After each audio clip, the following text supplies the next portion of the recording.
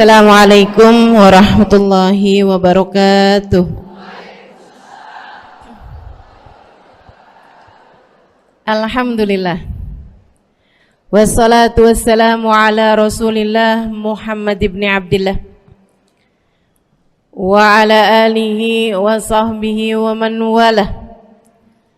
Subhanaka la ilma lana illa ma 'allamtana innaka antal alimul hakim. Rabbi shrah li sadri wa yassir li amri wahlul 'uqdatan min lisani yafqahu qawli.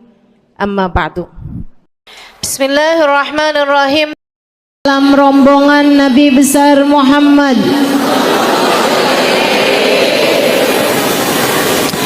cita-cita dari seluruh umat manusia hari itu tentu tidak diijabah untuk semuanya. Akan tetapi kita minta kepada Allah, semoga kita berada dan rombongan Nabi kita Muhammad sallallahu alaihi wa alihi wasallam di hari di mana Nabi Muhammad menyampaikan Adam wa man dunahu tahta liwa'i yaumal qiyamah. Nabi Adam dan nabi-nabi yang sesudahnya hanya akan berada di belakang benderaku di hari akhirat nanti.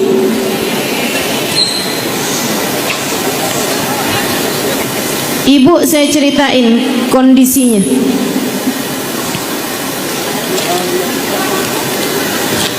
A'udzu billahi minasyaitonir rajim. Bismillahirrahmanirrahim. Yauma la yatakallamuna illa man adina lahu ar-rahmanu wa qala shawaba. Di hari akhirat nanti semua senyap di padang mahsyar. Yuk kita sama-sama bayangin satu hari di mana nggak ada siapapun yang bisa absen hari itu, nggak ada siapapun yang bisa hilang hari itu. Semua yang hidup di dunia, pernah hidup di dunia, semuanya akan ada pada hari itu. Nggak ada yang bisa kabur, nggak ada yang bisa lari, nggak ada yang bisa hilang. Ada masanya, Bu, ketika Allah subhanahu wa ta'ala sedang murka semurka-murkanya. Ada masanya ketika Allah subhanahu wa ta'ala yatajalla bi'ain ghadabi, sedang menunjukkan kemurkaannya kepada hamba-hambanya, kepada segenap makhluknya, sehingga la yatakallamun, enggak ada yang sanggup bicara. Semua ketakutan, bahkan para nabi, semua ketakutan, bahkan para wali. La yatakallamun, enggak ada yang bisa bicara illa man adina lahur rahman, kecuali yang diizinkan oleh Allah yang Maha Rahman. Allah pakai bahasa Ar-Rahman membahasakan dirinya. Saat itu boleh dikatakan bahwa meskipun kepada yang lain dia sedang murka, tapi kepada hamba-hambanya yang tercinta tetaplah dia Sang Maha Rahman. Wa qala shawaba, dan yang diizinkan berbicara saat itu hanya akan berbicara dengan kebenaran. Suara mereka, Bu, Allah ceritakan dalam ayat yang lain, la tasma'u illa hamsa, la tasma'u illa hamsa.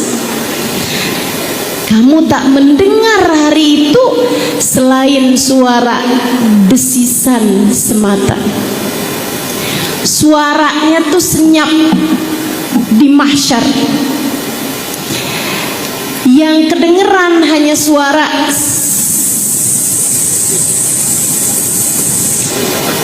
Kenapa begitu?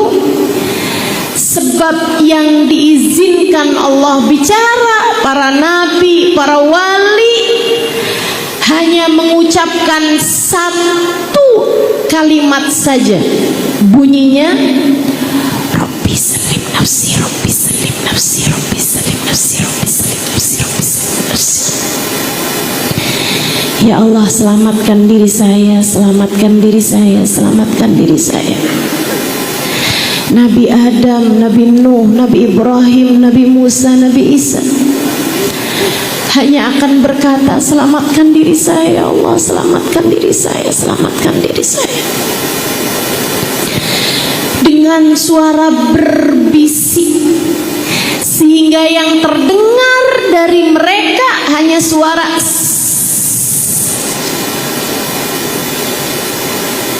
Rabbi salim nafsi, Rabbi salim nafsi, Rabbi salim nafsi, Rabbi salim nafsi. Bayangkan kedahsyatan hari di mana bahkan para nabi-nabi hanya akan berkata, selamatkan diri saya, ya Allah, selamatkan diri saya. Para wali-wali yang hidupnya terjaga, mahfud, para nabi-nabi yang hidupnya mustahil berbuat dosa, maksum, mereka hanya berkata, Rabbi salim nafsi, Rabbi salim nafsi. Satu-satunya suara yang berbeda adalah suara manusia yang kita rayakan maulidnya pada hari ini. Beliau di saat yang lain hanya bisa mendoakan dirinya sendiri, Nabi Muhammad menjadi satu-satunya orang yang tetap bisa mendoakan yang lainnya. Beliau berkata, Rabbi salim ummati, Rabbi salim ummati. Selamatkan umat saya, ya Allah, selamatkan umat saya. Hari sangat serius. Kita nggak bisa kabur dari hari itu, Bu. Kita nggak bisa lari dari hari itu. Kita nggak bisa nggak hadir di hari tersebut. Semuanya hanya akan datang untuk menerima balasan dari perbuatannya saat hidup di dunia. Hari itu yang manfaat hanya dua. Hari itu yang manfaat hanya dua. Satu, rahmatnya Allah. Dua, syafaatnya. Dua syafaat. Satu rahmat, dua syafaat. Syafaat dari siapa, Ustazah? Dari banyak. Yang terbesarnya adalah dari manusia yang kita rayakan maulidnya, baginda Nabi kita Muhammad sallallahu alaihi wasallam. Bu, syafaatnya Nabi itu besar, muat buat semuanya. Tolong untuk nggak foto nggak video ya. Ibu-ibu sekalian, syafaatnya Nabi itu besar, muat buat semuanya. Kebagian nih, saya, kamu, kita semuanya bisa kebagian. Nggak usah takut nggak kebagian, semuanya kebagian. Masalahnya cuma ada yang dapat, ada yang nggak dapat. Bukan karena syafaatnya kehabisan, tapi karena dia tidak berhak untuk mendapatkan syafaat tersebut. Yang manfaat hari itu cuma rahmat dan syafaat. Allah bercerita tentang rahmatnya pada hari tersebut. A'udzubillahi minasyaitonirrajim. Yauma tabyaddu wujuh wa taswaddu wujuh. Ada orang-orang di hari tersebut yang wajahnya bercahaya. Ada juga sebaliknya orang-orang yang hari tersebut wajahnya hitam. Bukan hitam manis, hitam legam, hitam dimurka, hitam terkutuk. فَأَمَّا الَّذِينَ ابْيَضَّتْ وُجُوهُهُمْ فَفِي رَحْمَةِ اللَّهِ. Allah cerita yang wajahnya pada putih berseri-seri, kenapa ya Allah? فَفِي رَحْمَةِ اللَّهِ. Mereka adalah orang-orang yang telah meraih rahmatnya Allah. Yang gelap gimana ya Allah? Yang hitam kenapa ya Allah? فَأَمَّا الَّذِينَ اسْوَدَّتْ وُجُوهُهُمْ أَكَفَرْتُمْ بَعْدَ إِيمَانِكُمْ فَذُوقُوا الْعَذَابَ بِمَا كُنْتُمْ تَكْفُرُونَ. فَأَمَّا الَّذِينَ اسْوَدَّتْ وُجُوهُهُمْ. Adapun orang-orang yang wajah mereka dihitamkan,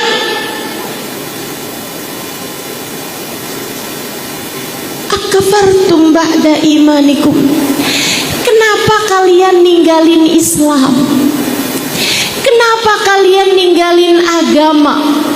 Kenapa kalian ninggalin Allah? Kenapa kalian ninggalin Nabi Muhammad? Kenapa kalian lebih tertarik terhadap urusan dunia, membuat kalian lupa terhadap akhirat?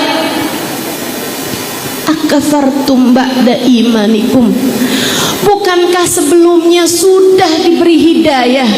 Bukankah sebelumnya kalian sudah dikasih guru? Bukankah sebelumnya kalian sudah pernah hadir di majelis-majelis taklim? Bukankah kalian sebelumnya sudah dikenalkan dengan para ulama? Akafartum ba'da imanikum. Kenapa kalian lebih tertarik mengikuti jalan lain selain daripada jalan iman, selain daripada jalan Islam? Fadzuqul adzab. Sekarang rasakanlah siksanya. Bima kuntum takfurun, sebab kekafiran, ingkar yang telah kalian pilih untuk kehidupan kalian. Bu, saya Halimah Halidrus, saya sampaikan sama ibu-ibu, sampai sekarang saya belum dapat jaminan bahwa hari itu wajah saya di antara yang diputihkan oleh Allah.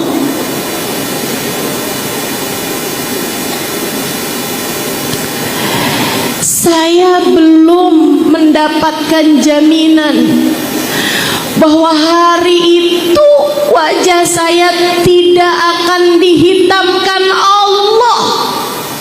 Saya yang waktu hidup saya di dunia ini, Bu, berusaha buat mutihin wajah saya, bersihin wajah saya. Setiap pagi, setiap malam saya cuci muka. Saya yang sibuk dengan urusan wajah saya di dunia ini, belum dapat jaminan bahwa wajah saya akan diputihkan Allah hari tersebut. Ibu-ibu saudaraku sekalian, saya tahu kamu semua yang hadir di majelis ini juga sama sama saya. Kita belum mendapatkan jaminan keselamatan di akhirat nanti. Kita nggak tahu nasib kita di akhirat nanti akan jadi seperti apa. Gak ada yang bisa diandalkan, Bu. Dengarkan ucapan saya. Saya sampaikan ini semuanya kepadamu dari hati saya. Maka yang dari hati pantas untuk kamu simpan di dalam hati. Kalau ada tetanggamu marah-marah, gak usah kamu masukin dalam hati. Dia ngomongnya gak dari hati. Kalau ada suamimu ngomel-ngomel, kamu gak usah simpan dalam hati. Dia tidak sedang berbicara dari hati. Dia sedang berbicara dari hawa nafsunya sendiri. Kalau ada anakmu kesel sama kamu, kemudian ngomong sesuatu yang gak enak, gak usah simpen dalam hati. Dia hanya sedang terkalahkan dengan egonya sendiri. Yang disampaikan hanya dari lisan, dipengaruhi apalagi oleh keegoisan dirinya sendiri. Gak usah kamu repot-repot nyimpennya dalam hati. Tapi sekarang saya sedang berbicara dari hati saya atas nama cinta, karena saya berharap dicinta oleh Nabi kita. Karenanya saya sampaikan kepadamu, umat Nabi kita, maka tolong simpan baik-baik ucapan saya. Bu, Kak, Dek, tidak ada yang bisa kamu andalkan untukmu di akhirat nanti. Mau kamu anaknya siapa, mau kamu cucunya siapa, mau kamu istrinya siapa, mau kamu ibunya siapa, semua hanya akan menjalani kehidupan dengan hisab masing-masing.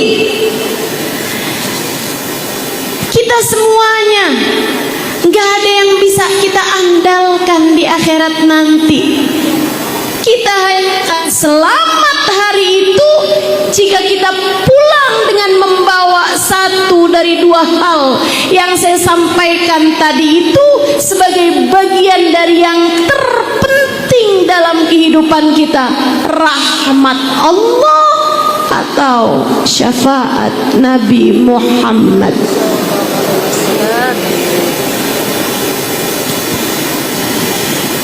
Maka yuk, di sisa kehidupan kita, Bu, masa semua yang kamu lakukan di dunia buat nyari dunia, terus nyari bekal akhiratnya kapan?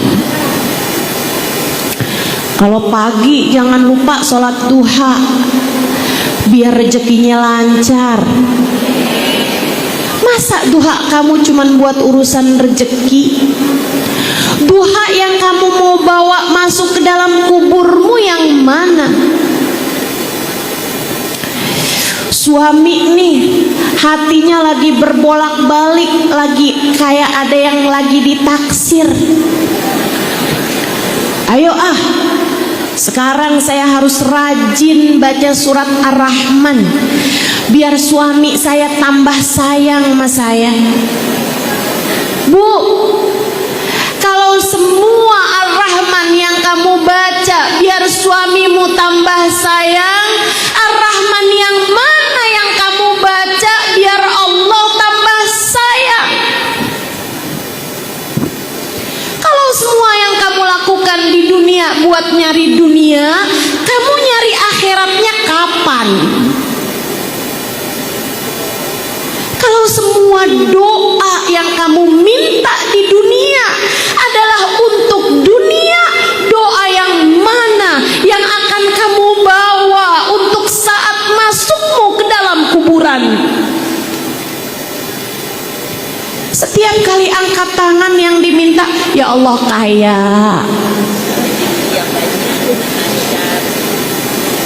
ya Allah suami jangan biarin kawin lagi, ya Allah anak-anak biar lulus sekolah, ya Allah rezeki hari ini. Bu, saya nggak lagi bilang sama kamu bahwa minta dunia nggak boleh, bukan. Saya nggak lagi bilang sama kamu bahwa minta dicinta sama suami nggak boleh, bukan. Saya nggak lagi bilang sama kamu bahwa doain anak urusan pendidikannya nggak boleh, bukan. Saya hanya lagi mau bilang bahwa jika semua yang kamu minta di dunia hanyalah untuk dunia, bekal yang mana, doa yang mana yang kamu persiapkan untuk saatmu masuk ke dalam liang lahat? Bekalmu yang mana yang mau kamu bawa? Tidakkah kamu lihat ubanmu sudah semakin hari bertambah? Tidakkah kamu lihat bahwa tubuhmu sudah mulai membungkuk? Tidakkah kamu lihat bahwasanya usiamu sudah mulai pantas untuk masuk ke dalam kuburan?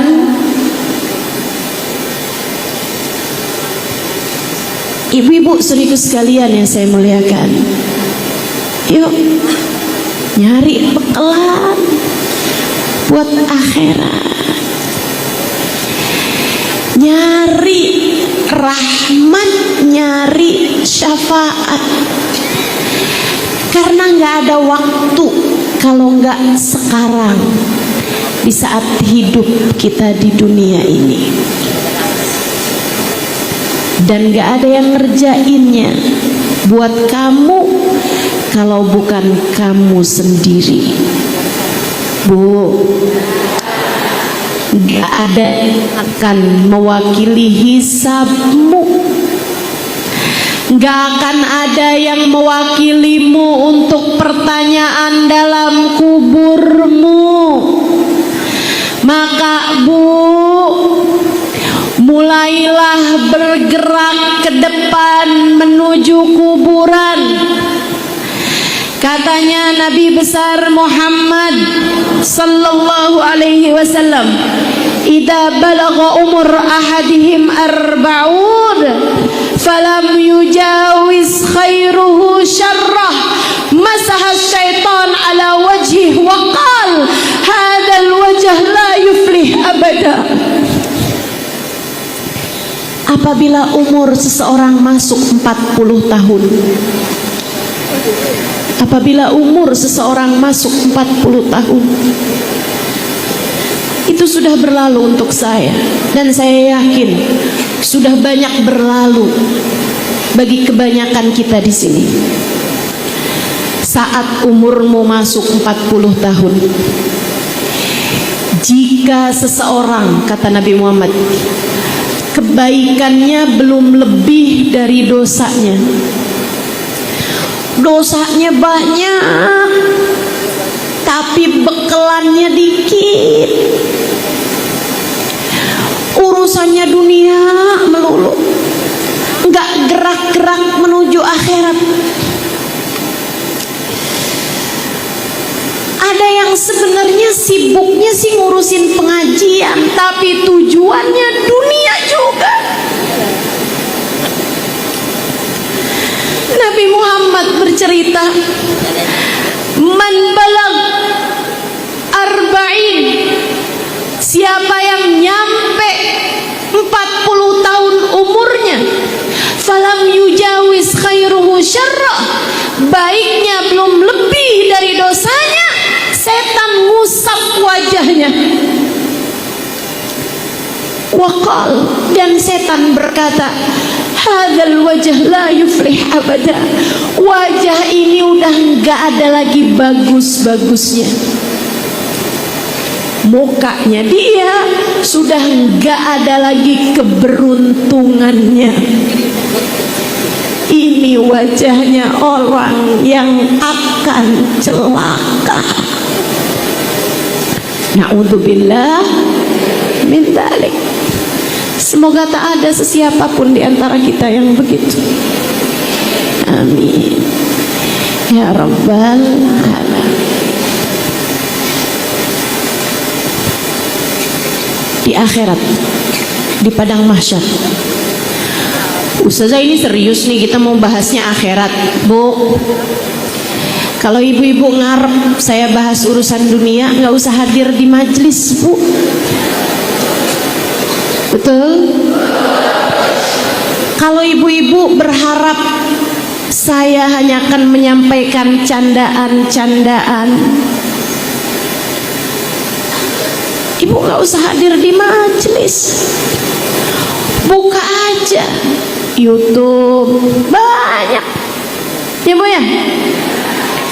Tapi kita hadir di majelis mau mengingat alam, mau mengingat perjalanan kehidupan yang akan kita tempuh, buat ingat bahwa perjalanan kita masih sangat panjang. Ada hari di mana Nabi akan menggiring manusia, di mana Nabi akan menggiring umat manusia yang soleh. Ada rombongan yang selamat, satu aja. Rombongan yang selamat itu hanya satu, yang kita selalu minta kepada Allah agar termasuk dalam rombongan tersebut 17 kali dalam sehari semalam. Kita bilang, ihdinas siratal mustaqim. Ya Allah, tempuhkanlah untuk saya jalan lurus-Mu. Ya Allah, tetapkanlah kami berada dalam rombongan yang lurus ini ya Allah. Yang Allah ceritakan siapa aja dalam rombongan tersebut dalam ayat yang lain. A'udzu billahi minasyaitonir rajim. Man yuti'illah war rasul faulaika ma'al ladzina an'amallahu 'alaihim minan nabiyyina was-siddiqina wasyuhada'i was-salihin.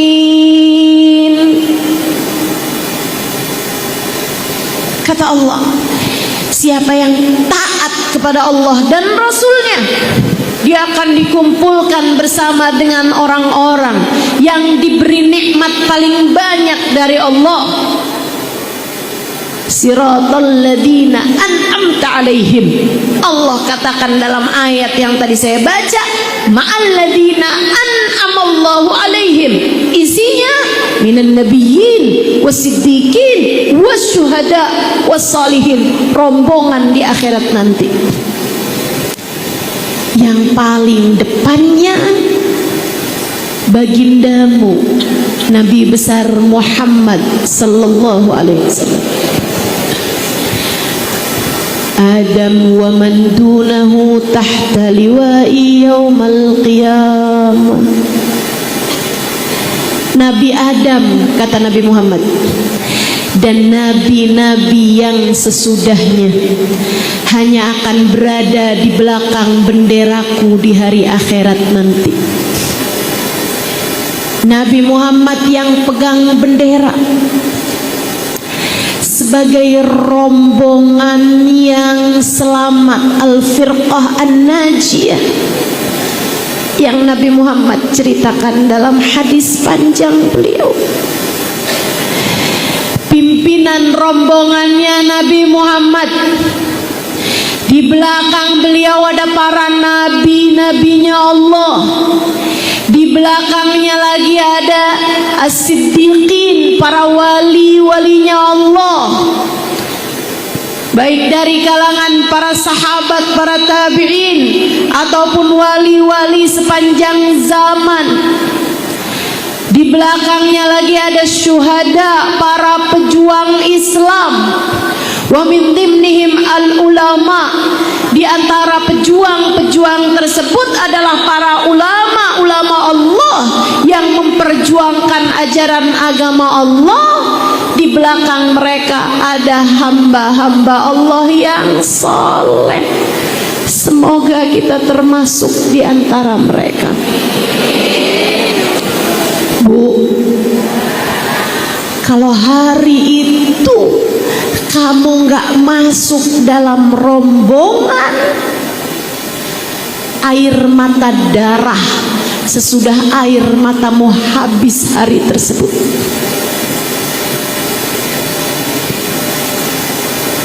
Kamu jika tidak ada dalam rombongan tersebut, kamu jika tidak berada di dalam rombongan tersebut, rombongan yang pimpinannya Nabi Muhammad, rombongan yang di belakangnya ada Nabi Adam, Nabi Musa, Nabi Ibrahim, Nabi Isa, rombongan yang di belakangnya Nabi Muhammad ada Sayyidah Fatimah, Sayyidah Khadijah, Sayyidah Aisyah, Sayyidah Maryam, Sayyidah Asia. Rombongan yang di belakang mereka ada Sayyidina Syekh Abdul Qadir Al-Jailani, ada Imam Ghazali, ada Imam Syafi'i, Imam Malik, Imam Ahmad bin Hanbal, Imam Abu Hanifah, ada Sayyidina Al-Faqih Al-Muqaddam, Sayyidina Syekh Abu Bakar bin Salim, ada Imamul Haddad, ada para wali-wali songo, ada para ulama-ulama sepanjang zaman. Rombongan yang di rombongan tersebut ada perempuan-perempuan salehah, rombongan yang bisa jadi suamimu ada di situ, anakmu ada di situ, ibu bapakmu ada di situ, saudara-saudaramu ada di situ, teman-teman pengajianmu ada di situ. Jika kamu tidak berada di dalam rombongan tersebut, air mata darah sesudah air matamu habis tanpa bisa disusuli sesudahnya. Ini yang kata Sayyidina Ali bin Abi Thalib, wa bi'san nadamah nadamah yaumal qiyamah. Seburuk-buruk penyesalan adalah penyesalan di hari akhirat nanti. Gak bisa apa-apa, kamu gak bisa apa-apa. Dengarkan yang Allah ceritakan untuk kita dari kedahsyatan hari tersebut di dalam Al-Quran. A'udzu billahi minasyaitonir rajim. Yauma ya'addu adh-dhalimu 'ala yadayhi yaqulu ya laitani ittakhadtu ma'ar rasuli sabila. Hari itu ada orang-orang yang menyesal karena gak masuk dalam rombongan. Mereka menggigit-gigiti kedua tangan, berdarah-darah sampai sikunya karena besarnya penyesalan mereka. Ada yang di akhirat nanti nyesel sampai gak cukup dengan gigit jari, melainkan dua tangan dimasukkannya ke dalam mulut, digigiti sepanjang mahsyar karena besarnya penyesalan mereka. Apa yang mereka bilang? Apa yang mereka bilang? Mereka nggak nyesel karena waktu hidup di dunia nggak pernah punya rumah sendiri, hanya ngontrak. Enggak, itu penyesalannya. Mereka bahkan nggak nyesel bahwa waktu hidup di dunia nggak pernah jadi ustazah misalnya. Bukan. Mereka bahkan nggak nyesel bahwa waktu hidup di dunia nggak sempet nikah, nggak punya anak. Bukan itu yang disesali. Yaqulu ya laitani ittakhadtu ma'ar rasuli sabila. Ya Allah, andai waktu di dunia saya menghubungkan ini dengan Nabi Muhammad sallallahu alaihi wasallam. Andai waktu di dunia saya memiliki hubungan dengan Nabi Muhammad. Saya ulangi,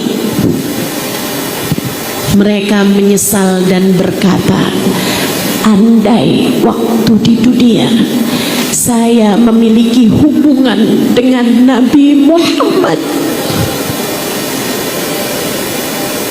Dan Bu, silahkan masing-masing dirimu bertanya di dalam hatimu, sudahkah kamu memiliki hubungan dengan Nabi Muhammad? Seberapa hubunganmu dengan Nabi Muhammad? Seberapa besar hubunganmu dengan Nabi Muhammad? Seberapa cintamu kepada Nabi Muhammad? Pernahkah dalam hidupmu mengalir deras air matamu karena rindu kepada Nabi Muhammad? Pernahkah ada dalam hidupmu malam-malammu yang tak bisa tidur karena teringat Nabi Muhammad? Pernahkah ada rintihan doa yang kamu panjatkan kepada Allah semasa hidupmu di dunia dan kamu berkata, ya Allah, dekatkan saya dengan Nabi Muhammad? Ataukah selama ini yang ada dalam doamu, yang ada dalam hatimu hanyalah urusan-urusan dengan dunia dan orang-orang yang tak akan ikut bersamamu, menemanimu ketika kamu masuk dalam kuburan?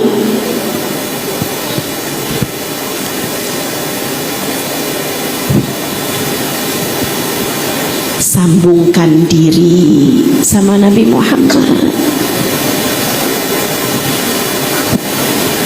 mumpung belum telat.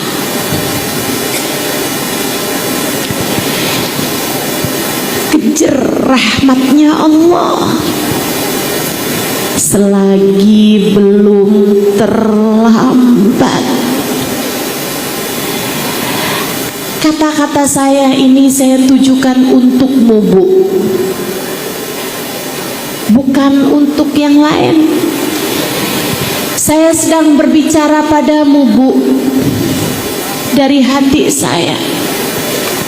Tolong dengarkan dengan segenap hatimu juga.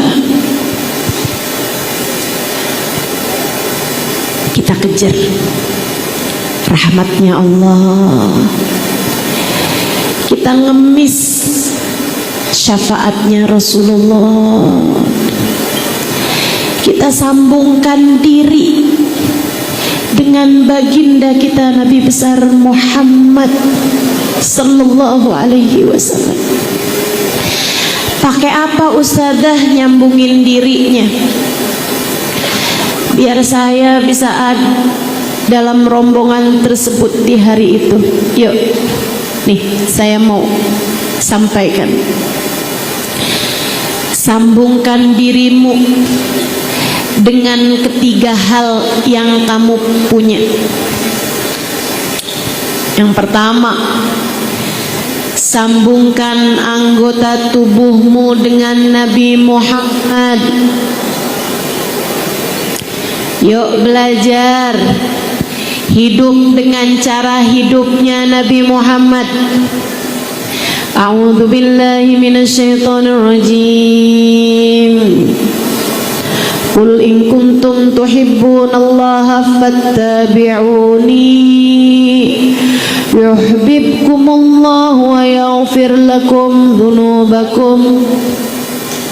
Katakanlah kepada umatmu, wahai Nabi Muhammad, in kuntum tuhibbunallah, jika kalian mengaku mencintai Allah, fattabi'uni, maka ikutilah aku Nabi Muhammad.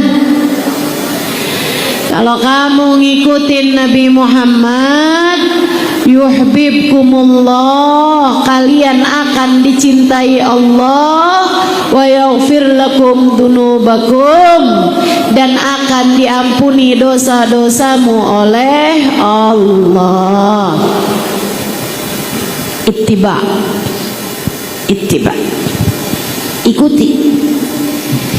ikuti cara Nabi Muhammad mempergunakan anggota tubuhnya. Nabi matanya dipakai buat apa? Yuk belajar. Nabi matanya dipakai untuk memandang umat Islam dengan pandangan penuh kasih sayang. Nabi make matanya buat memandang putri-putrinya dengan pandangan penuh cinta. Mandang anaknya dengan pandangan penuh sayang. Belajar begitu juga. Kalau lihat anak, matamu itu loh, jangan ngelihat kesalahannya mulu, jangan ngelihat kurangnya mulu. Apalagi kalau kamu sampai bandingkan anakmu dengan anaknya orang. Bu, kesian. Lihat anakmu dengan pandangan penuh kasih sayang. Habisnya ustazah, anak saya tuh bandel ustazah. Jadinya tiap lihat tuh kayak bawaan kesel aja. Itu setan tuh bu tuh. Setan gangguin kamu. Jangan mau ikut sama bisikan setan.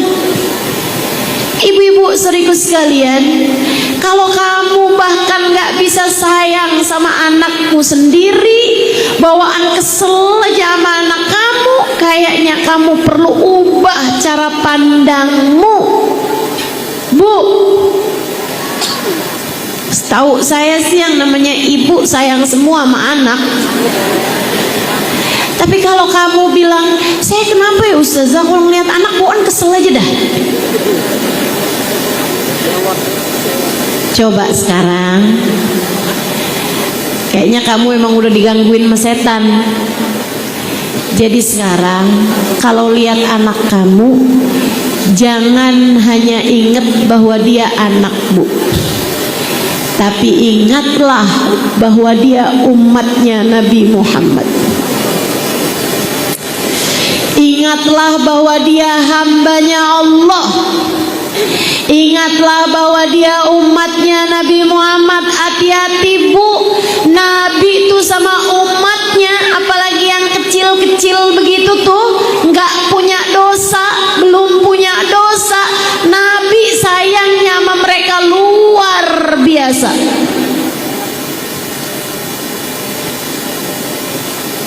Ingat juga, anakmu walaupun lahir dari rahimmu, dia bukan punyamu, dia punyanya Allah. Kalau kamu menyakiti anakmu, kamu sedang berbuat dosa kepada penciptanya. Kamu sedang bikin salah sama yang menciptakan dia, Allah Subhanahu wa ta'ala.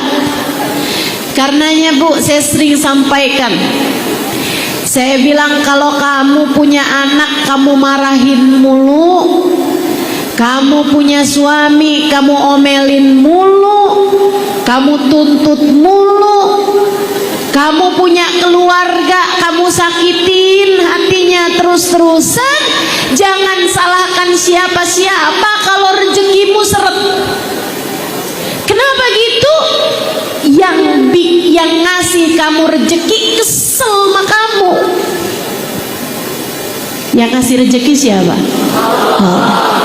Allah kesel. Punyaku kamu sakitin mulu, segitunya kamu berharap aku memberi yang kamu mau. Gak akan, kata Allah.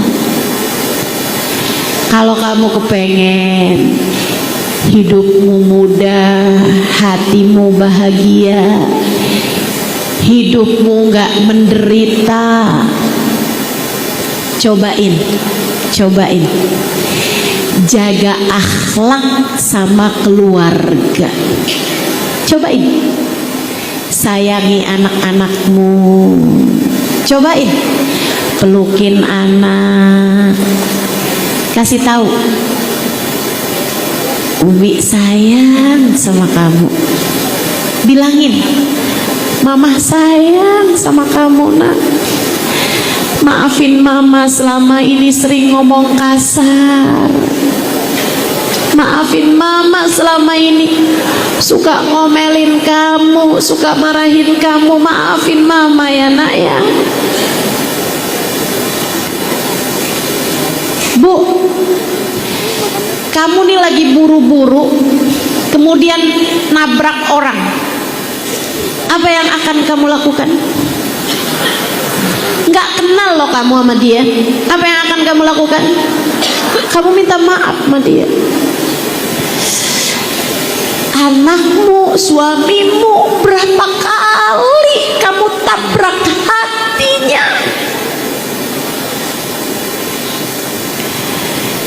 Bahkan terkadang bukan cuma sekedar nabrak, kamu sakiti hatinya, kamu rendahkan dia.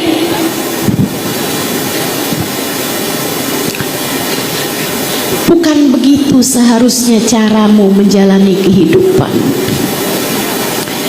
Nabi tuh Bu, jangankan sama orang, ini saya cerita nih,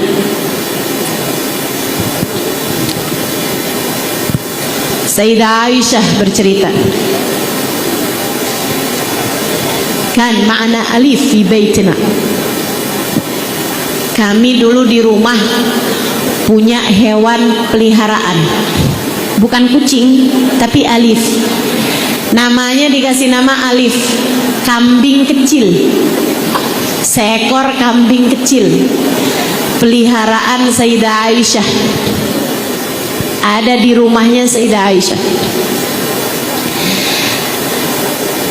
Katanya Sayyidah Aisyah, lucu deh nih kambing, Nabi selalu memperlakukannya dengan cara yang indah. Tara nama Nabi kasih minum, tara nama Nabi diusap-usap kepalanya. Tuh kambing senang banget. Dia bilang sampai tuh kambing, kalau lagi nggak ada Nabi Muhammad nih dia kemana-mana, taran ke dapur, taran lompat ke ruang tamu, ruang tengah. Dia ngapain aja tuh kambing. Tapi asal Nabi Muhammad udah datang ke rumah, Assalamualaikum, saya bukain pintu buat Nabi Muhammad, tuh kambing dari arah mana aja tiba-tiba jalan pelan-pelan, terus dia nyampe di bawah tiang, dan dia diem aja tuh kambing. Selagi Nabi Muhammad ada di rumah saya, kata Sayyidah Aisyah, tuh kambing biasanya udah duduk aja di situ tuh di bawah tiang. Para sahabat meriwayatkan Nabi Muhammad tidak pernah memukul bahkan hewan tunggangan beliau sekalipun. Ama unta, ama keledai aja Nabi nggak pernah mukul, Bu. Kalau kudanya, untanya, keledainya lagi pengen ngebut, ya ngebut. Kalau lagi pengen pelan, ya pelan. Nabi bahkan nggak pernah mukul kendaraannya, tunggangannya, binatangnya, apatah lagi keluarganya. Maka siapapun darimu yang kadang-kadang masih suka kalau lagi kesel-kesel nyubit anak, mukul anak, atau bahkan mukul suami, atau ada piring terbang, udahlah. Mau sampai kapan cara hidup semacam itu kamu lakukan? Fattabi'uni, ikuti Nabi besar Muhammad sallallahu alaihi wasallam. Nabi memandang semua orang dengan pandangan penuh kasih sayang. Bu, Nabi Muhammad bahkan kepada penjahat paling laknat sekalipun beliau tetap memandangnya dengan pandangan penuh rahmat. Yuk belajar, matanya biar benar, insya anggota tubuh kita biar benar, kaki kita pakai buat melangkah ke tempat yang baik. Kalau masuk ruangan dahulukan kaki, keluarnya dahulukan kaki, masuk kamar mandi dahulukan kaki, keluarnya dahulukan kaki. Ustazah, saya mau udah tahu itu dari kecil. Tahu saya tahu, ibu-ibu tahu dari kecil. Tapi siapa di antara kita yang memastikan itu terpraktekkan dalam sisa kehidupannya? Siapa di antara kita yang ingat waktu masuk ruangan ini pakai kaki kanan, atau kita bahkan nggak peduli lagi? Apa di antara kita yang nggak pernah akan masuk kamar mandi dengan kaki kanannya? Dia pasti masuk kamar mandinya kaki kiri, keluarnya kaki kanan. Siapa di antara kita yang mempraktekkan hal semacam ini dalam kehidupan? Perkara ringan memang, cuman masalahnya nggak ringan jika itu adalah ajarannya Nabi Muhammad. Nggak ringan jika itu adalah sunnahnya Nabi kita Muhammad. Mudah-mudahan Allah ajarkan kita untuk selalu dapat mengamalkannya dalam kehidupan, mempraktekannya dalam kehidupan. Allahumma rzuqna murafaqatan Nabi sallallahu alaihi wasallam wattiba'an li sunnatih, amin ya rabbal alamin. Warzuqna kamalal mutaba'ah lin Nabi sallallahu alaihi wasallam ya dzal jalali wal ikram. Ikuti caranya Nabi Muhammad menjalani kehidupan. Anggota tubuh kita nih, cara kita dengar, tangan kita pakai buat bantu orang, buat nyayangin orang. Kaki kita pakai, perut kita bu.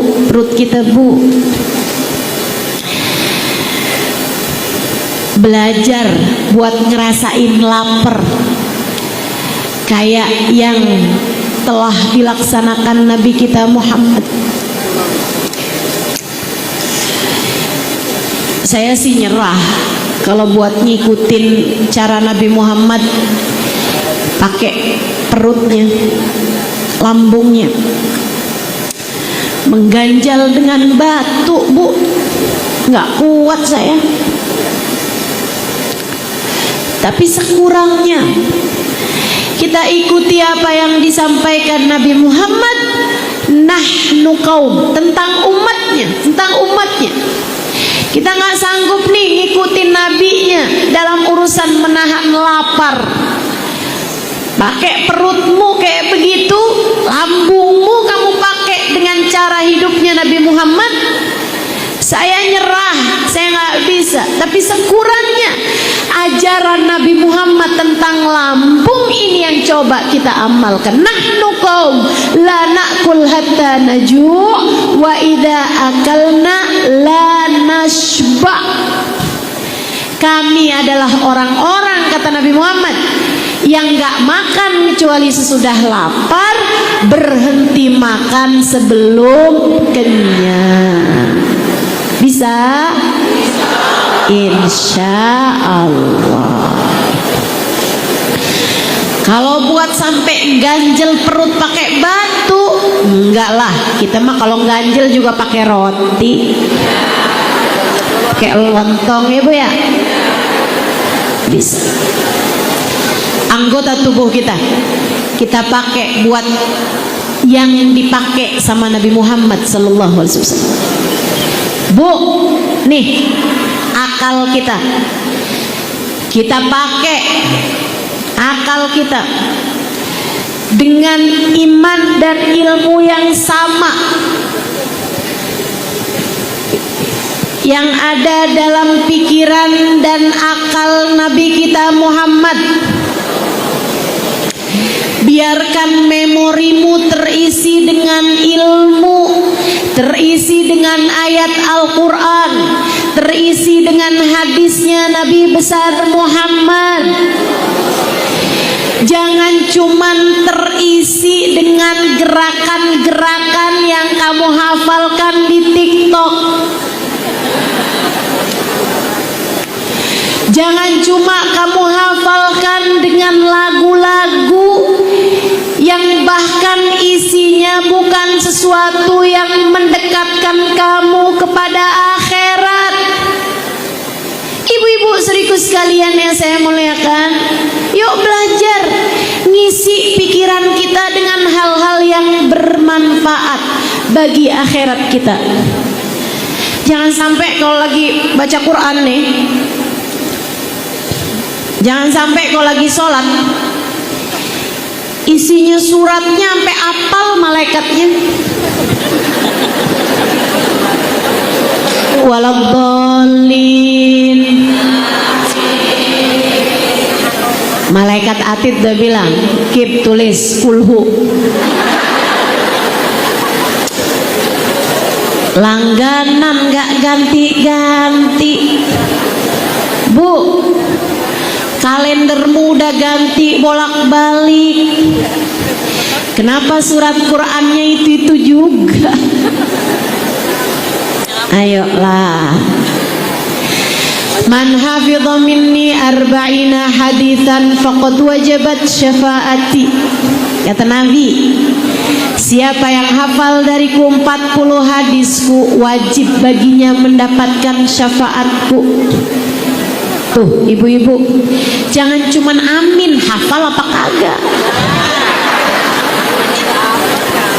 40 hadis doang Bu. Ustazah saya udah bebel ustazah pikirannya. Siapa bilang kalau kamu pakai buat ngafalin mah hafal. Hafal. Bahkan ketika Nabi Muhammad berkata tentang surat Al-Mulk, salasuna ayah, kata Nabi, hiyal munjiyah hiya syafi'ah min adzabil qabr. Surat Al-Mulk 30 ayat yang dapat menyelamatkan umatku dari azab kubur. Nabi mengakhiri ucapannya dengan kata-kata awaddu law annaha fi qalbi kulli mu'min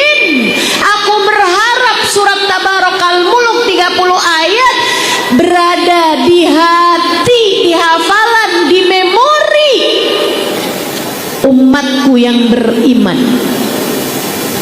Nabi ngarep kita semuanya hafal surat Al-Mulk. Ibu hafal nggak Bu? Ustazah saya mau udah telat ngafalin. Nggak telat. Saya pernah ngajarin surat Al-Mulk, kemudian pengajian saya bulanan, sebulan sekali. Saya bilang sama ibu-ibu di situ, sama jamaah di situ, saya bilang nanti yang bulan depan hafal 30 ayat surat Al-Mulk, saya kasih hadiah. Saya bilang waktu itu. Akhirnya di saat 1 bulan berikutnya hampir semuanya hafal, termasuk ada nenek-nenek umurnya 70-an tahun. Saya tanyain, "Nek hafal?" "Hafal Ustazah." "Sebelumnya hafal?" "Enggak Ustazah." "Ngafalin nih dalam 1 bulan saya hafal Ustazah, alhamdulillah." Saya bilang, "Wah, berhasil juga ya Nek, ya nenek cerdas." "Enggak Ustazah, sebenarnya saya juga nggak yakin bakalan hafal, tapi Ustazah saya punya cucu." Dia bilang, habisnya denger kajian Ustazah hari itu, dia bilang sama saya, "Nek, yuk kita hafalin mulai hari ini." Neneknya bilang, "Susah Nek, susah Nak." "Susah Cu, nih otaknya nenek nih udah nggak bisa ikut kayaknya." "Oh, siapa bilang Nek?" Mulai hari itu Ustazah, dia terus-terusan baca surat Al-Mulk.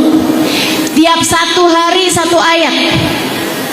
Besoknya lagi ditambahin 2 ayat, tapi terus aja dia ngiter di rumah baca 2 ayat dari surat Al-Mulk. Besoknya juga begitu, terus ditambahin 3, tambahin 4, tambahin 5. Ya Allah Ustazah, beneran sebulan hafal saya surat Al-Mulk barengan sama cucu saya itu. Kalau diulang terus-terusan hafal Bu. Ibu lagu dangdut aja kadang-kadang hafal kok. Bisa.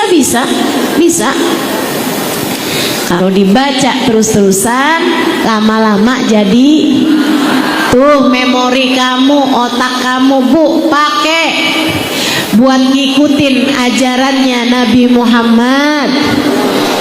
Pakai biar di memorimu ada hal yang sama dengan apa yang ada dalam memori Nabi Muhammad. Amin ya Rabbal. Terakhir Bu, sambungkan dirimu dengan Nabi Muhammad lewat rasa hatimu. Ini yang paling penting. Sengaja saya taruh di bagian terakhir karena seringnya yang diingat adalah bagian paling akhir. Memori kita nih Bu suka milih, kebanyakannya suka ingat bagian-bagian yang paling akhir.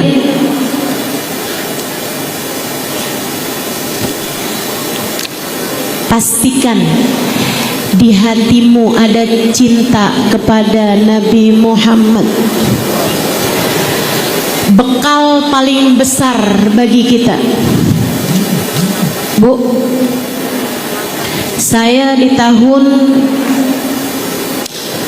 2003, sesudah saya keluar dari Daruz Zahra, sudah saya pulang dari Daruz Zahra Tarim Hadramaut Yaman.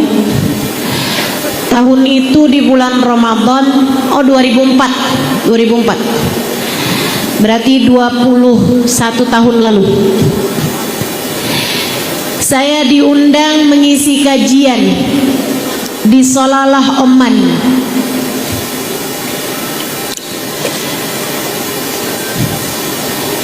Diundang oleh Hubaba Bahiyah, seorang perempuan sangat solehah. Ibu-ibu sekalian, beliau adalah arifah billah, seorang perempuan yang sangat kenal Allah, seorang perempuan yang mempersembahkan hidupnya untuk Allah Subhanahu wa taala. Seseorang yang bahkan ulama-ulama kalau datang ke Salalah, yang laki-laki sekalipun, akan menjumpai beliau untuk mendapatkan nasihat-nasihat indah dari beliau. Beliau, bahkan guru saya Hubabah Nur mengatakan, Hubabah Bahiyah salah satu dari perempuan paling berpengaruh dalam hidup saya.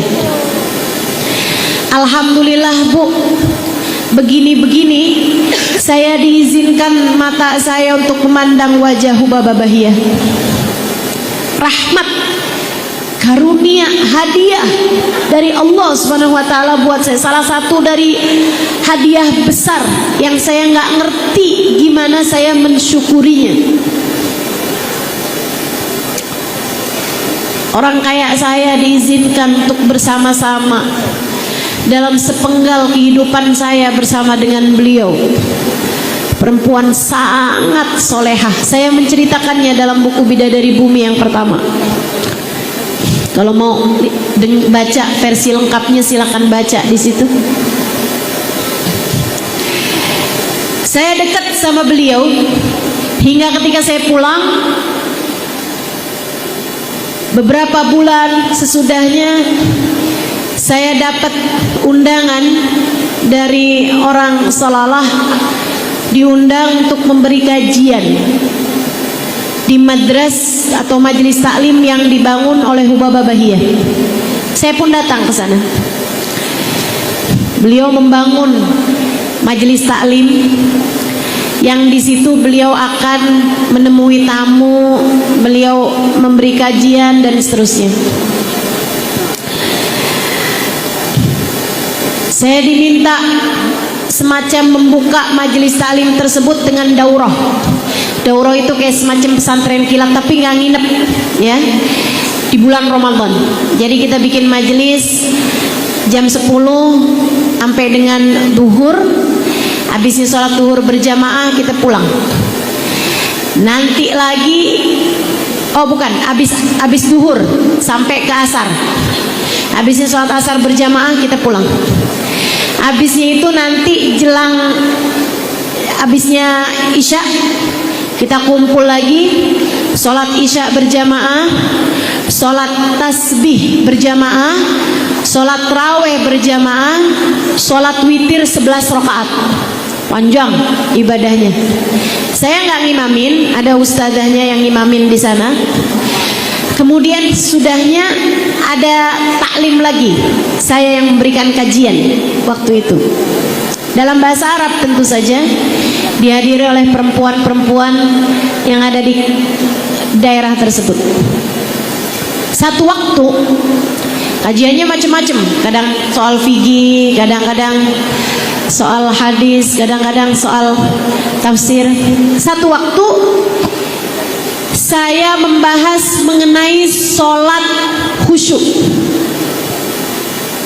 Ibu, saya bahas-bahas aja sesuatu yang berdasarkan dari ilmu. Walaupun saya belum khusyuk sholatnya, saya bahas-bahas aja gitu. Saya kemudian bercerita tentang sholat khusyuknya wali-walinya Allah Subhanahu wa taala.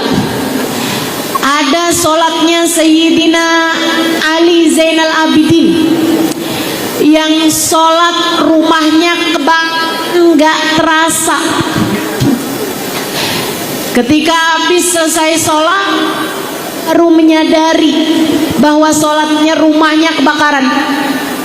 Orang-orang bilang, kami sudah memanggilmu wahai imam, al-harik, al-harik, an-nar, an-nar. Tuan kebakaran, tapi engkau tidak keluar dari sholatmu. Beliau mengatakan, al-hadni an-naru kubra. Di depan saya ada api yang jauh lebih besar, sehingga api yang kecil ini enggak saya lihat, kata beliau. Saya ceritakan mengenai sholatnya Sayyidina Abu Bakar As-Sakran, di mana beliau harus dioperasi di punggungnya ketika hendak diberi khamr, minuman keras setara bius. Waktu itu beliau menolaknya. Beliau bilang, saya kepengen dengan kesehatan saya mengerjakan taat. Karenanya saya nggak mau nyari kesehatan dengan mengerjakan dosa, yaitu minum khamr, minum minuman keras. Mereka bilang, kalau gitu kami nggak akan bisa mengoperasi kau, wahai Syekh. Syekhnya mengatakan, buat apa fungsinya khamr ini? Buat bikin kau gak sadar. Oh, saya tahu kapan saya gak sadar. Ketika saya sedang mengerjakan sholat. Operasilah ketika saya mengerjakan sholat. Beliau pun sholat, khusyuk sholatnya, sampai dokter-dokter mengoperasi dan beliau terlihat tidak terasa dari kuatnya khusyuan beliau. Bu, saya lagi bahas itu semuanya, tiba-tiba Hubabah Bahiyah ambil mikrofon saya, kemudian bilang, muskidah Halimah, muskidah, haula salatuhum hum. Nggak gitu Halimah, nggak gitu nak, ngajarmu nggak gitu seharusnya. Nih Bu, senengnya ngajar di samping saya ada guru saya. Enak tuh. Kalau ada salah-salah ditegur. Ustazah juga ustazah ya. Kalau ada yang salah dari pelajaran saya, mohon ditegur juga. Ibu-ibu sekalian, saya ngajar nih, diambil mikrofon saya sama Bapak Bahiyah. Kemudian beliau mengatakan, enggak gitu Halimah, enggak gitu. Kamu bahasnya ketinggian. Yang kamu bahas itu adalah mereka para wali-walinya Allah. Itu adalah sholatnya mereka, enggak akan pernah bisa jadi sholat kita. Ya emang sih Bu, ngarepin sholat operasi enggak terasa, ya enggak mungkin. Kita ini kalau sholat nyari barang nggak ketemu, pas waktu sholat kita inget. Betul? Bener banget emang Hubabah Bahiyah. Itu adalah sholatnya mereka Halimah, nggak akan pernah bisa jadi sholat kita. Saya, Bu, belum tentu ustazah yang baik, tapi saya waktu jadi santri, kalau saya jadi santri, saya adalah santri yang baik. Saya waktu jadi pelajar, saya adalah pelajar yang baik. Maka ketika Hubabah Bahiyah berkata semacam itu, saya pun bertanya kepada beliau. Pelajar yang baik nih, tidak menyisakan ruang di pikirannya untuk keraguan. Itu pelajar yang baik. Kalau ada sesuatu yang menimbulkan keraguan, tanyakan kepada gurumu, sehingga akal pikiranmu tercerahkan, tidak ada ruang untuk kegelapan. Saya pun bertanya kepada Hubabah Bahiyah. Saya pastikan dulu kebenaran pikiran saya. Hubabah, jadi bukan jalan kita untuk bisa sampai kepada lewat sholat khusyuk. Kata Hubabah Bahiyah, iya, bukan jalan kita. Kita akan tetap sholat, tapi berharap kita sampai kepada rahmatnya Allah dengan sholat kita. Enggak Halimah, enggak. Kita akan tetap melaksanakan sholat. Kita nggak akan tinggal sholat. Sholat adalah kewajiban antara kita dengan Allah Subhanahu Wa Taala. Kita akan terus sholat, tapi berharap Allah merahmati kita. Kita selamat di akhirat karena sholat kita. Bukan itu jalan kita. Ibarat sholat khusyuk itu tangga. Ada 100 tangga yang kamu cerita, orang di angka 96, 97 udah mau sampai tuh kepada Allah. Kita ini ada di tangga 3, tangga 4, naik tangga 5, merosot lagi di tangga 2. Hingga akan kita sampai kepada Allah lewat jalan sholat khusyuk. Bukan di situ jalan kita, nak. Saya pun kemudian bertanya kepada beliau, Hubabah, jika bukan lewat jalan sholat kita sampai kepada Allah, maka lewat jalan apa kiranya kita sampai kepada Allah? Kiranya kita sampai kepada rahmatnya Allah, kiranya kita sampai kepada keridhaan Allah. Dengerin saya hanya sisa 5-10 menit lagi.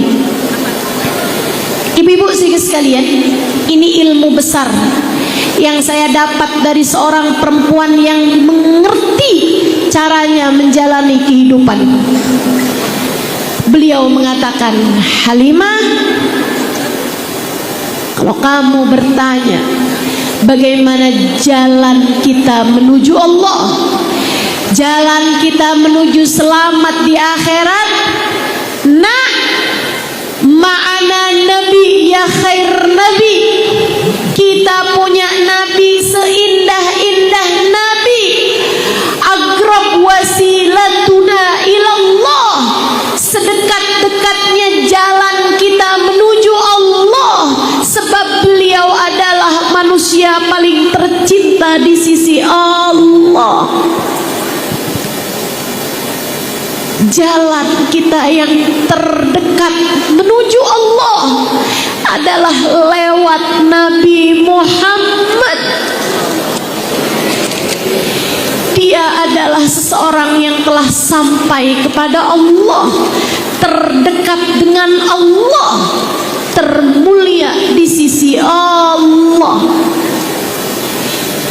Kamu hanya perlu untuk terus-terusan bersimpuh di pintunya, mengetuk-ngetuk pintunya, memanggil-manggil namanya, hingga beliau kesian kepadamu dan kemudian membukakan untukmu pintu.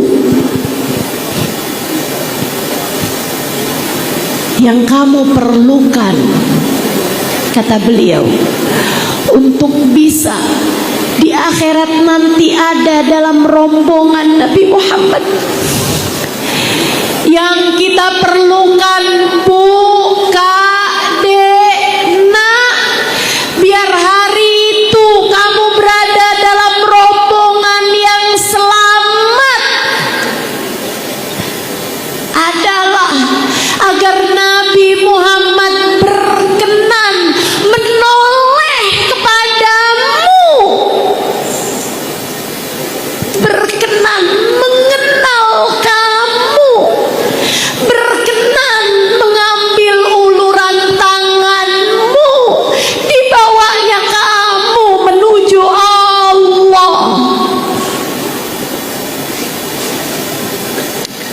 Sekali lagi, saya adalah pelajar yang baik. Saya tidak akan menyisakan ruang untuk keraguan. Saya pun kembali bertanya kepada Hubabah Bahiyah, bagaimana caranya Hubabah? Bagaimana caranya mengetuk-ngetuk pintunya Nabi Muhammad? Bagaimana cara saya untuk terus memanggil-manggil Nabi Muhammad? Dengan sholawat-kah?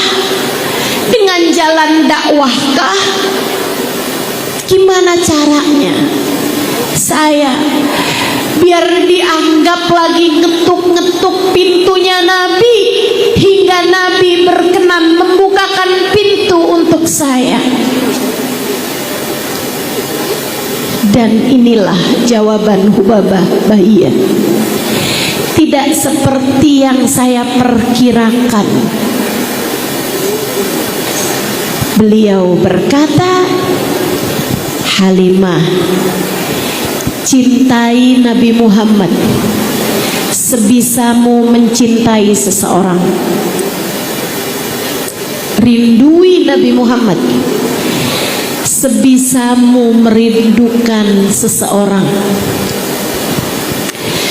Kalau dalam hidupmu kamu pernah jatuh cinta sampai membuatmu lihat apapun ingat dia, sebelum tidur ingat dia, bangun tidur ingat dia, hatimu nak, cintamu yang kayak begitu persembahkan buat Nabi Muhammad. Kalau kamu pernah dalam hidupmu merindukan seseorang yang setiap kali kamu ingat padanya membuat air matamu tak berhenti mengalir, jadikanlah orang itu adalah Nabimu Muhammad. Jika kamu bisa punya rasa semacam itu, setiap kali kamu ingat padanya, setiap kali hatimu sedang rasa cinta padanya, itu adalah ketukan-ketukanmu di pintunya Nabi Muhammad. Tunggulah, suatu hari nanti Nabi Muhammad akan berkenan membukakan untukmu pintunya. Tanyakan ini pada hatimu. Adakah cinta itu telah bersemayam di dalam hatimu itu? Tanyakan pada hatimu. Adakah pernah kamu rasakan rindu semacam itu kepada Nabi Muhammad sallallahu alaihi wasallam? Jika kedua hal tersebut telah kamu punya, rahmatnya Allah, cintanya Nabi Muhammad. Jika ketiga hal tersebut kamu punya, mengikuti Nabi Muhammad dengan anggota tubuhmu, memiliki ilmu, memori seperti apa yang ada dalam memori dan akal Nabi Muhammad sallallahu alaihi wasallam, dan hatimu telah memiliki cinta kepada Nabi Muhammad, aku kabarkan padamu sebuah kabar gembira berupa firman Allah Subhanahu wa taala. A'udzu billahi minasyaitonir rajim. Yauma la yukhzillahu an-nabi walladzina amanu ma'ahu nuruhum yas'a baina aydihim wa bi aymanihim yaquluna rabbana atmim lana nurana waghfir lana innaka ala kulli syai'in qadir. Allah bercerita di hari akhirat nanti Allah tidak akan pernah mengecewakan Nabi Muhammad. Yauma la yukhzillahu nabi, pada hari itu Allah tidak akan pernah menyusahkan Nabi Muhammad. Nabi Muhammad aja ya Allah yang tidak akan dikecewakan. Nabi Muhammad sajakah ya Allah yang tidak akan kau susahkan? Bukan hanya Nabi Muhammad, kata Allah, walladzina amanu ma'ahu, dan orang-orang beriman yang bersama dengan Nabi Muhammad. Dalam hadisnya Nabi Muhammad menceritakan siapa yang akan bersama dengan Nabi Muhammad.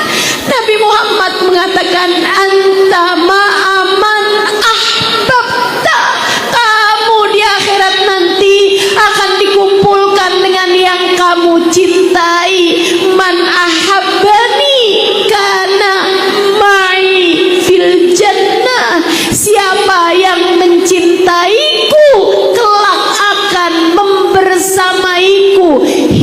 tangga surga. Dari mahsyar sampai hisab, sampai timbangan, sampai jembatan, sampai surga.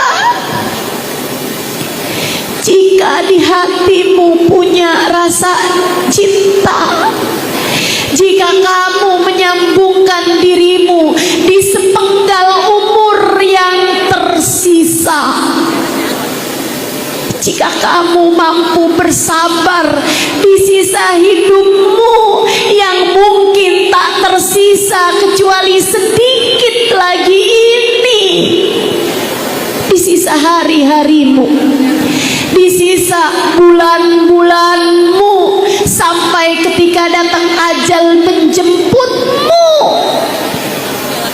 jika kamu mau berbekal dengan berusaha meraih cintanya Nabi Muhammad, mengikuti jalannya Nabi Muhammad, hari itu kamu tidak akan dikecewakan Allah. Kamu akan menjadi kelompok orang walladzina amanu ma'ahu, orang-orang beriman yang bersama dengan Nabi Muhammad. Di saat yang lain ketakutan akan hisab, di saat yang lain ketakutan akan jembatan sirat, di saat yang lain ketakutan dengan api neraka yang bisa membakarnya.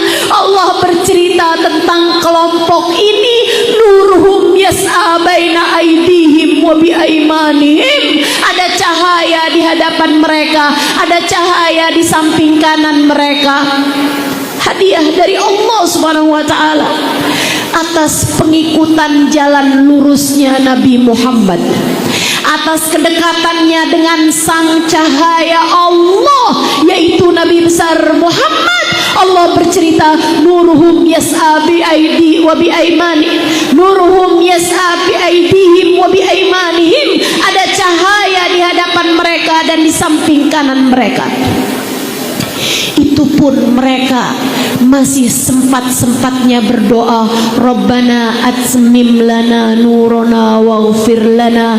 Ya Allah, tanggung ya Allah, tambahin lagi cahayanya ya Allah. Di samping kiri belum ada nih ya Allah, di belakang kami belum ada ya Allah. Sempurnakanlah cahaya untuk kami ya Allah. Ampuni dosa-dosa kami. Sesungguhnya Engkau maha berkuasa atas segala sesuatu. Bu, semoga kita tidak menjadi orang-orang yang menggigiti tangan karena menyesal, melainkan semoga kita menjadi orang-orang yang berbangga dengan cahaya pada hari tersebut. Semoga kita tidak menjadi orang-orang yang menyesal, melainkan menjadi orang-orang yang berbangga karena matanya bisa memandang wajah Nabi Muhammad, telinganya bisa mendengar suara Nabi Muhammad, tangannya bisa bersalaman dengan Nabi Muhammad, kakinya bisa melangkah di belakang Nabi Muhammad, bahkan hidungnya bisa mencium wanginya Nabi Muhammad. Hari itu semoga Allah memuliakan kita dengan kebersamaan dengan Nabi Muhammad. Semoga Allah memuliakan kita pada hari itu dengan ada dalam rombongan Nabi Muhammad. Ala hadhihi niyyah wa bi kulli niyatin salihah jami'ah syamilah, untuk kami ya Allah dan untuk semua orang-orang yang kami cintai ya Allah. Kumpulkan kami bersama dengan Nabi Muhammad ya Allah. Wa ila hadratin Nabi al-Fatihah. Assalamualaikum warahmatullahi wabarakatuh. Alhamdulillah, Wassalatu wassalamu ala Rasulillah Muhammad ibn Abdillah wa ala alihi wa sahbihi wa man wala. Subhanaka la ilma lana illa ma 'allamtana innaka antal alimul hakim. Rabbi shrah li sadri wa yassir li amri wahlul 'uqdatan min lisani yafqahu qawli. Amma ba'du. Betapa kematian sesuatu yang pasti. Allah Subhanahu wa taala berfirman dalam Al-Qur'an. Kata Allah, fa'bud rabbaka hatta ya'tiyakal yaqin. Fa'bud rabbaka hatta ya'tiyakal yaqin. Sembahlah Allah Subhanahu wa taala Tuhanmu. Kamu sembah Allah Subhanahu wa taala hatta ya'tiyakal yaqin. Sampai kapan kita nih diminta buat nyembah Allah? Sampai kapan kita diminta buat ibadah? Kata Allah, hatta ya'tiyakal yaqin, sampai datang sesuatu yang pasti. Apa yang pasti? Ayil maut. Yang dimaksudkan dengan suatu yang pasti itu adalah mati. Karenanya siapapun kamu di atas muka bumi ini harus belajar berusaha buat jadi hamba Allah Subhanahu wa taala yang taat. Mudah-mudahan Allah mudahkan.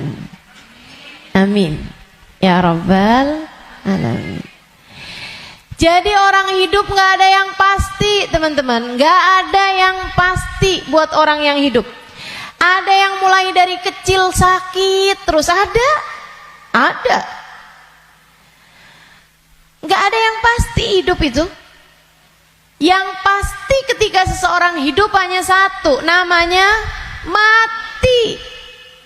Kalau kamu diberi kehidupan, maka satu waktu nanti kehidupan tersebut akan diambil kembali oleh Allah Subhanahu wa taala. Sebab memang hidup di dunia, begitu kamu diberi kehidupannya, udah pasti kamu akan berjumpa dengan kematian. Enggak ada yang pasti dalam hidup selain mati. Nah, kalau emang yang pasti itu mati, ngapain sisa hidup nggak dipakai buat berbekal menuju sesuatu yang pasti? Ngapain bekalannya untuk sesuatu yang nggak pasti? Misalnya nih, kamu umur tamat SMA, umur 15. Kalau kamu berpikir bahwa saya umur segini berarti udah deket lagi mau nikah, bekalan menuju nikah. Misalnya, apa yang kamu kerjakan? Hidung kurang mancung, mancungin alis kurang nyelirit, kurang bulan sabit, kamu sabitin alis kamu. Bibir kurang, sekarang ini musim orang suka bibir lebar-lebar. Ya udah dah, saya tambahin biar agak turun bibirnya, biar doer bibirnya. Kalau kamu berpikir bahwa kamu akan menuju kepada kematian, kalau kamu berpikir kamu akan menuju kepada pernikahan, kamu kemudian berbekal menuju ke arah sana. Tapi kan sebenarnya nikahnya emang udah pasti? Belum pasti nikahnya. Betul? Orang hidup nggak pasti nikah, teman-teman. Berarti kalau kayak gitu gimana nih caranya nih? Gimana cara kita menjadikan hidup kita bermakna? Takutnya udah siap-siap, tahu-tahu nggak dapet, iya kan? Kan sia-sia. Kalau gitu yang pasti aja, kamu hidup biar bermakna, pastikan hidupmu adalah saatmu berbekal menuju kepada kematian. Saya tuh waktu SD kabarnya pinter. Mungkin ada guru-guru saya di sini. Selamat pagi Bu Guru. Kabarnya dulu pinter waktu saya sekolah. Saudaraku sekalian saya muliakan, tapi saya dulu selalu punya pikiran bahwa bisa jadi umur saya nggak panjang. Walaupun ternyata itu tidak terbukti ya. Sampai dengan sekarang saya masih ada di atas muka bumi ini, udah panjang hidup saya. Dulu itu saya selalu berpikir bahwa bisa saja umur saya nggak panjang. Saya SD, itu saya punya temen sekolah siang, sekolah madrasah, namanya Madrasah Al-Wasliyah. Saya punya temen meninggal dunia. Masih seumuran saya gitu kurang lebih. Sejak saat itu saya kayak selalu berpikir bahwa bisa jadi umur saya nggak panjang, bisa saja saya juga meninggal dunia gitu.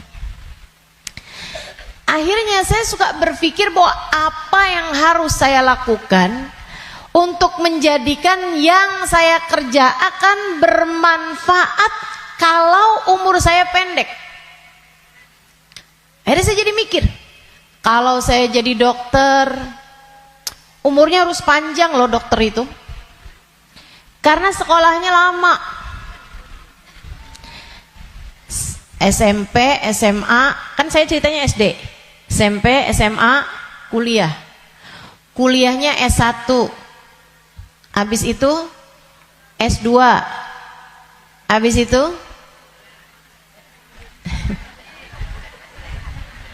ST katanya. Buat jadi dokter spesialis itu kan mesti banyak sekolahnya. Apalagi kalau mau spesialis yang spesialis lagi gitu. Buat jadi dokter yang bagus. Artinya sekolahnya tuh panjang. Baru bisa jadi dokter yang hebat, dokter yang mumpuni di atas usia 30-an tahun, bahkan mungkin 40-an tahun. Habisnya itu dia praktek mengamalkan ilmunya. Berapa lama? Sampai ketika datang ajal menjemputnya. Manfaatnya ilmunya itu berapa lama? Untuk bisa dipraktekkan bermanfaat buat umat manusia gitu. Sampai dengan berapa lama? Sebentar aja berarti. Kita aja kalau udah dirawat sama dokter yang terlalu tua rada was-was.